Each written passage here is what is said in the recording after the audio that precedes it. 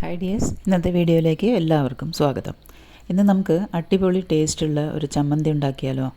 അതിനായി പറമ്പിൽ കവറിൽ കുഴിച്ചിട്ടിട്ടുള്ള പുതിന കുറച്ച് നമുക്ക് പറിച്ചെടുക്കാം. കുറച്ച് അധികം തന്നെ വേണം. നമ്മൾ പറമ്പിൽ നിന്ന് ഇപ്പോൾ പറിച്ചെടുത്ത പുതിനയാണ് ഇത്. വെച്ചിട്ട് അത് കുറച്ച് ഒരു കപ്പ് പുതിന, ഫ്രഷ് ആയിട്ടുള്ള പുതിന, നമുക്ക് മരുന്നൊന്നും അടിക്കാത്ത നമ്മളെ പറമ്പിൽ തന്നെ ഉണ്ടാക്കിയ പുതിനയാണിത്. പിന്നെ നമുക്ക് വേണ്ടത് ഒരു 10-12 പച്ചമുളക്. നിങ്ങൾ എരിവിനനുസരിച്ചിട്ട് കൂട്ടുകയും കുറയ്ക്കുകയൊക്കെ ചെയ്യാം. പിന്നെ ഒരു നാരങ്ങ വലുപ്പത്തിലുള്ള, നെല്ലിക്ക വലുപ്പത്തിലുള്ള പുളി, പിന്നെ ഒരു 1/2 ടീസ്പൂൺ കായം, പിന്നെ ഒരു ടേബിൾ സ്പൂൺ ചെറുപയർ പരിപ്പ്, പിന്നെ ഒരു ടേബിൾ സ്പൂൺ ഉഴുന്ന് പരിപ്പ്, പിന്നെ ഒരു 5-6 വെളുത്തുള്ളി അല്ലി. ഇതെല്ലാം കൂടിയിട്ടാണ് നമ്മൾ ചട്നി അരയ്ക്കാൻ പോകുന്നത്. അതിനായിട്ട് ചട്ടി അടുപ്പത്ത് വെച്ച് എണ്ണ ഒഴിച്ച്, വെളിച്ചെണ്ണ ഒഴിക്കരുത്, ഓയിലാണ് ഇത് ടേസ്റ്റ് ഉണ്ടാവുക. കടുക് പൊട്ടിച്ച ശേഷം ഉഴുന്ന് പരിപ്പും ചെറുപയർ പരിപ്പും ഇട്ട് നല്ലോണം മൂത്ത ശേഷം കുറച്ച് വെളുത്തുള്ളി അല്ലി ഇടുക. ഒരു 5-6 വെളുത്തുള്ളി മതിയാവും. വലുതാണെങ്കിൽ ഒരു 5 എണ്ണം, ചെറുതാണെങ്കിൽ ഒരു 6-7 അങ്ങനെ.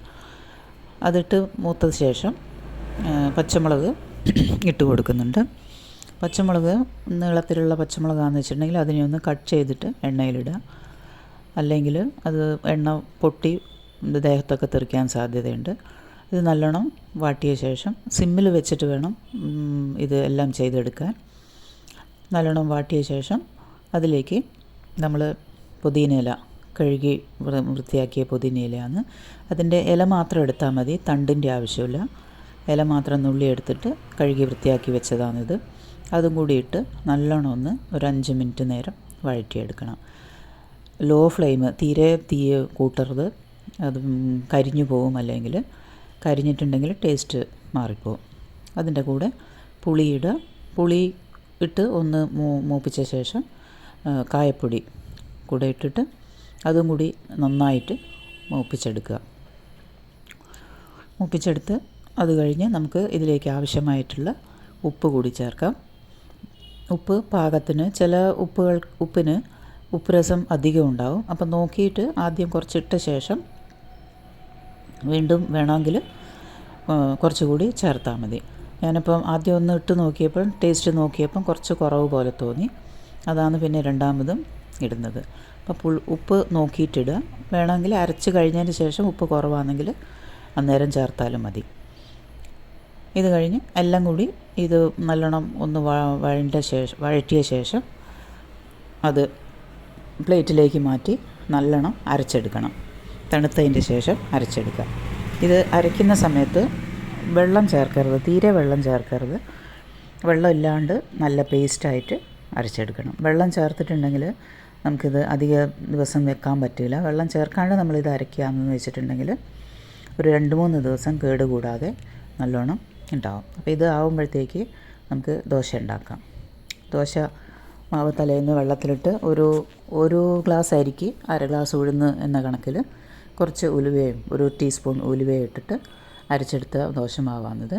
അതിൽ നെയ്യോ എണ്ണയോ എന്താണ് നിങ്ങളിഷ്ടം അനുസരിച്ചിട്ട് അതൊഴിച്ചിട്ട് ദോശ ഉണ്ടാക്കിയെടുക്കാം. നല്ല ക്രിസ്പി ആയിട്ട് നല്ല അടിപൊളിയായിട്ട് ദോശ വന്നിട്ടുണ്ട്. ഇനി ഇതിലേക്ക് നമ്മൾ അരച്ച് വെച്ച ചമ്മന്തി കൂടി ആഡ് ചെയ്യാം. ഇത് ദോശയ്ക്ക് മാത്രമല്ല, ഇഡ്ഡലി, ചോറിനും ചപ്പാത്തിക്കും എല്ലാറ്റിനും നല്ല അടിപൊളി ടേസ്റ്റാണിത്. നിങ്ങളെല്ലാവരും ഇത് ഉണ്ടാക്കി നോക്കണം. വളരെ സിമ്പിളായിട്ട് നല്ല ടേസ്റ്റായിട്ട് ഉണ്ടാക്കാൻ പറ്റും. എല്ലാറ്റിനും, ദോശയ്ക്കും എല്ലാറ്റിനും നല്ല ടേസ്റ്റാണ്. അപ്പം വീഡിയോ എല്ലാവർക്കും ഇഷ്ടപ്പെട്ടു എന്ന് വിചാരിക്കുന്നു. നിങ്ങളെല്ലാവരും ഇത് തീർച്ചയായിട്ടും ഉണ്ടാക്കി നോക്കണം. ഞാനിതിൻ്റെ ഇൻഗ്രീഡിയൻസ് എല്ലാം ഡിസ്ക്രിപ്ഷനിൽ കൊടുക്കുന്നുണ്ട്. എല്ലാവരും വീഡിയോ കണ്ട് ഇഷ്ടപ്പെട്ടാൽ ലൈക്ക് ചെയ്ത്, ഷെയർ ചെയ്ത്, സബ്സ്ക്രൈബ് ചെയ്യുക. എല്ലാവർക്കും ഷെയർ ചെയ്ത് കൊടുക്കണം. അത്രയ്ക്കും നല്ല ടേസ്റ്റി ആയിട്ടുള്ള ചട്നിയാണിത്. അപ്പം വീണ്ടും അടുത്തൊരു നല്ല വീഡിയോയിൽ നമുക്ക് വീണ്ടും കാണാം. Thanks for watching. ബൈ.